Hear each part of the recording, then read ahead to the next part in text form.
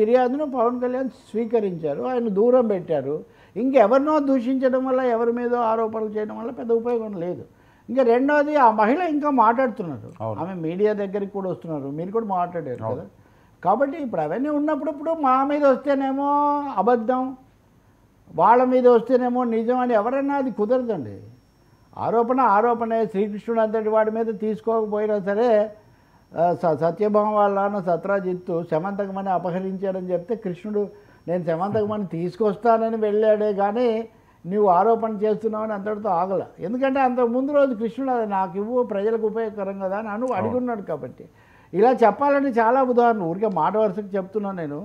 కాబట్టి తప్పకుండా బాధ్యత తీసుకుంటాను, దీని నిజానిజాలు తేలుస్తానని చెప్పే బదులు ఆ అమ్మాయి మీద ప్రత్యారోపణలు చేయటము, లేదా వేరే పార్టీల వైపు దీన్ని మళ్లించాలని చుట్టూ. ఇంకోటి కూడా గుర్తుపెట్టుకోవాలి, గత 4-5 ఏళ్లలో ఆయన నేను 4-5 ఏళ్ళని చూస్తున్నా, అనేకసార్లు పాల్గొన్నాం కూడా. ఎన్నిసార్లు ఎదుటి వాళ్ళ మీద మనం ఆరోపణలు చేసాం, ఎన్నిసార్లు ఒంటికాల మీద లేచాం, ఎన్నిసార్లు దుమ్మెత్తిపోసాం. ఇప్పుడు చర్చించిన ఈ లడ్డూ విషయం వచ్చినా కానీ తిరుపతిలో ఈ విషయం మీద చాలా కోణాలు ఉన్నాయి. అందుకే